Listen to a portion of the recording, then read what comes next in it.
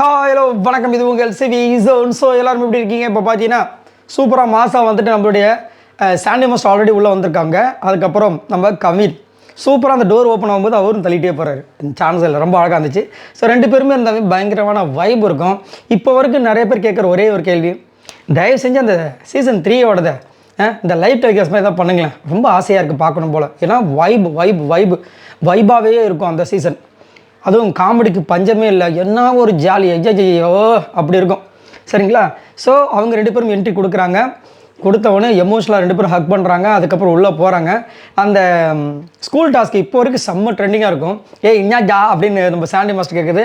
இன்னாஜா ஆளே மாட்டிட்டு அப்படின்னு அவர் சொல்ல. நான் ரொம்ப கேவலமாக பேசுவேன். பட் அவங்க ரெண்டு பேரும் அழகாக இருக்கும், ரொம்ப அழகாக இருக்கும்.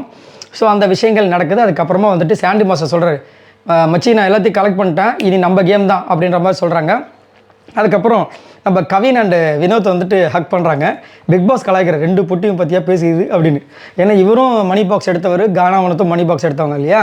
ஸோ அந்த விஷயத்தை அங்கே சொல்கிறாங்க. எல்லாம் செம்மையாக சிரிக்கிறாங்க. அதுக்கப்புறமா தான் ஒரு சூப்பரான ஒரு அப்டேட்டை சொல்கிறாங்க நம்ம கவின். இந்த இடத்த தவிர்த்து வேறு எங்கேயாவது சொன்னால் இவ்வளோ சந்தோஷம் வருமானு தெரியல.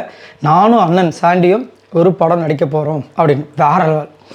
எனக்கு கவினோட படங்கள் எல்லாமே ரொம்ப பிடிக்கும். அதுலேயும் குறிப்பாக டாடாலாம் ரொம்ப ரொம்ப நான் ரசித்த படம்.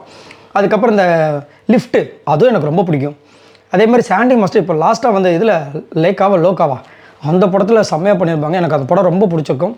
சாண்டி மாஸ்டர் ரொம்ப அழகாக, அதுவும் நம்ம இவர் தளபதி படத்தில் வந்துருப்பார் அந்த வில்லனா, அடோட என்ன நடிப்பு, சான்ஸே இல்லை. நல்ல திறமையான ஆட்கள் ரெண்டு பேருமே. அதனால தான் பிக் பாஸ்க்கு அப்புறமா நல்லா வந்துட்டு ஜொலிக்கிறாங்க. ஸோ இன்றைக்கி ஒரு செம்ம எவிக்ஷன் இருக்க போகிற நியூஸ் வந்திருக்கு. அது வந்து யார் அப்படின்றது இப்போ வரைக்கும் ஒரு இதுவாகவே போயிட்டுருக்கு. அது மட்டும் இல்லாமல் இந்த ரெண்டு பேரும் சேர்ந்து தான் அந்த எவிக்ஷனை பண்ண போகிறாங்களோட ஒரு டவுட்டும் இருக்குது. ஏன்னா நேற்று பொங்கல் செலிப்ரேஷனுக்கு யாருமே வரல, திடீர்னு இந்த இதுக்கு வந்திருக்காங்க.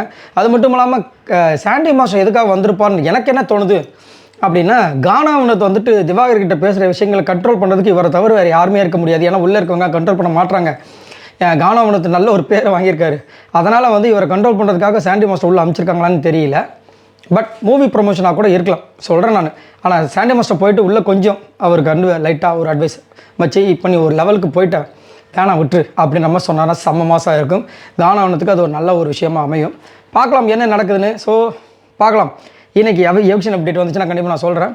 ஆனால் அதுங்களே வந்து நிறைய பேர் என்ன சொல்கிறாங்கன்னா சபரி தான் அப்படின்றாங்க. சபரியா? ஏங்க சபரி? இன்னும் அன்அஃபிஷியல் வேர்ட்ஸில் லாஸ்ட்டில் வந்து அரோரா இருக்காங்க, அதுக்கு மேலே விக்ரம் இருக்காங்க, சபரி 2வது இருக்காங்க அப்படின்னா தெரியல. அந்த மாதிரி ஒரு ரூமர்ஸ் போயிட்டுருக்கு. இதை பற்றி உங்களோட கருத்துக்களை சொல்லுங்கள். பாய் நண்பர்களே.